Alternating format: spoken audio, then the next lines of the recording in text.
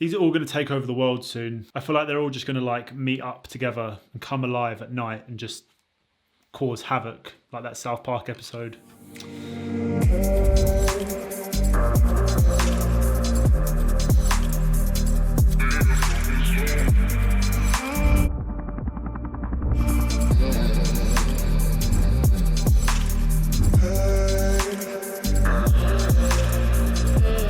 What is good, everyone, and welcome back once again to another video. I just want to say before we start a huge thank you to Nightscape, to Harry, for letting me use some of his drone footage for the beginning of this video. So big thank you to Harry. I will leave his Instagram and his YouTube down in the description below. As you can tell, we are discussing drone footage. So I'm going to be giving you guys some tips to make you a more confident drone flyer. If you've already bought a drone or you're kind of a bit nervous whenever it comes to flying a drone, hopefully I'll be able to give you guys some tips to make you a lot more confident and actually get you better drone shots because you are more confident when you have your drone in the air. So without further ado, let's get into it. So I'm going to go in no specific order of these tips, but my first tip is use ND filters. ND filters are basically sunglasses for your camera, and by having ND filters, it allows you to keep your shutter speed that much lower so that you can stick more towards the 180-degree shutter rule, which means you want your shutter speed to be double whatever your frame rate is. So if you're shooting at 24 frames per second, your shutter speed, you want it to be at 48. If you shoot at 120 frames per second, you want your shutter to be at 240, 250. You get the idea. If you're using too high of a shutter speed when using the drone, you're going to get some sort of like warping looking, I don't know, wobbly effect, if that makes sense. It's going to kind of look like jelly. A good example of this is when I actually went to Austria and I was shooting in the mountains, and obviously it was snowing, it was very bright, and I didn't use an ND filter, and I put my shutter speed on like 1/1000 or something, like stupid like that, and I got this really weird looking effect that I was just talking about. That was all because of me not taking or using my ND filter. And when I saw that, I was like, shit, my drone's broken, but actually it was only because my shutter speed was too high. So ND filters is a must, and it will basically stop your drone from doing this absolutely disgusting thing that I just showed you, because you don't want that in your footage. And if you get an amazing shot and you get that weird looking jittery effect, it's gonna break your heart. So ND filters, use them, they're important.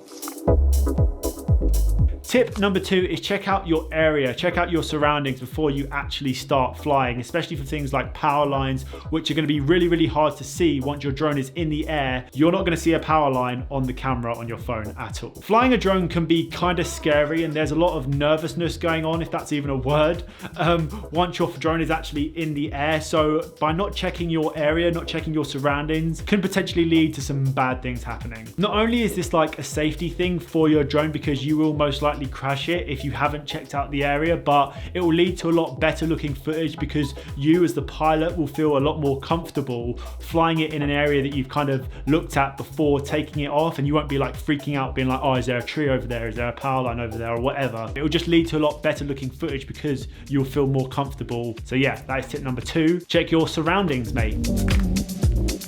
Tip number 3 is always have a third eye on the drone. What I mean by that is a lot of the time when I'm going and I'm flying my drone in these really cool locations, when I'm traveling and things like that, a lot of the time I'm with my friends, and what I do is if I want to go for quite a risky shot, if I'm like close to anything, I'd always ask one of my friends, yo, just keep an eye on my drone, just make sure I'm not close to anything, because if I'm looking at the camera and I'm focusing on the shot, I can't do that as well as look at the drone at the same time. Oh, I really badly need a haircut. My hair is getting out of hand. I need a hairdressers to be open. For example, when me and Harry visited the waterfalls in Croatia, we wanted to get this really cool shot of the drone flying through the bush and then revealing this amazing waterfall. And because I was there to actually spot him and tell him, you know, you need to go a little bit to the left and a little bit to the right to make sure he didn't crash his drone, we actually made out for much better and much more comfortable shot because he was able to actually pilot the camera and I was able to keep an eye on the drone. So that's an example of when I say use a third eye. When I actually travel by myself, it is quite difficult to get those really cool looking drone shots like you just saw because I don't have anyone watching my drone.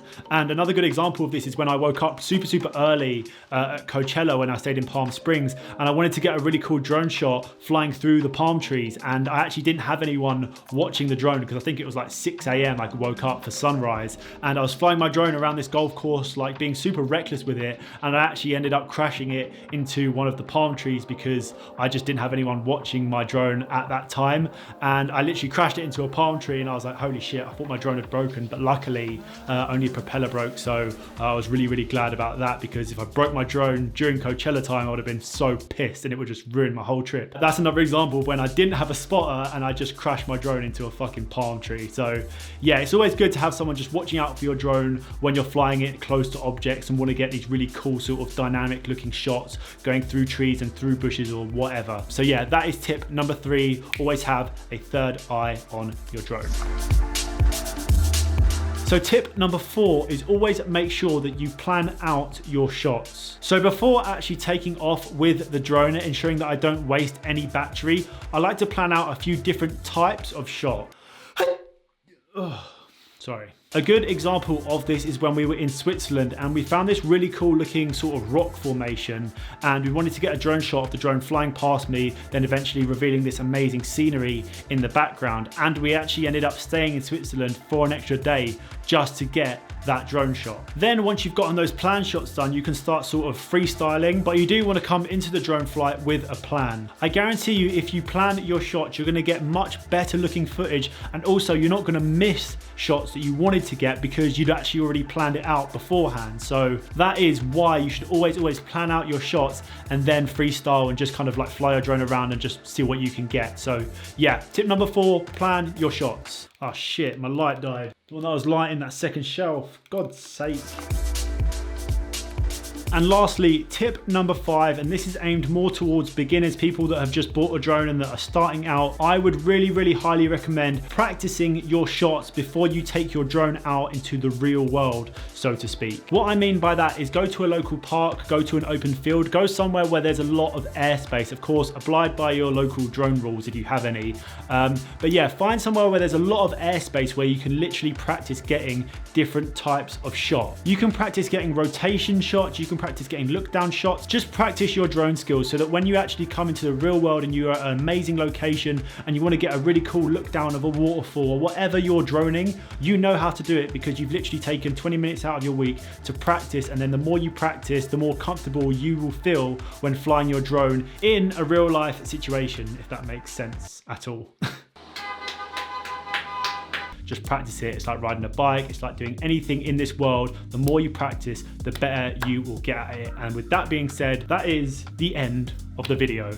Bloody hell, I feel like I just wrote a book. That was intense, but I really enjoyed making this video because drones, I feel like, is a subject which a lot of people, when they do buy drones, are quite scared and are quite nervous about using it. I have a really exciting video coming next week. I'm going to be editing your guys' photos. So if you want to be a part of that, make sure you follow me on Instagram. I will be putting more details about the email address or where to send your photo in on there later in the week. So guys, I hope you did enjoy it, and I will see you all in the next one. Take care.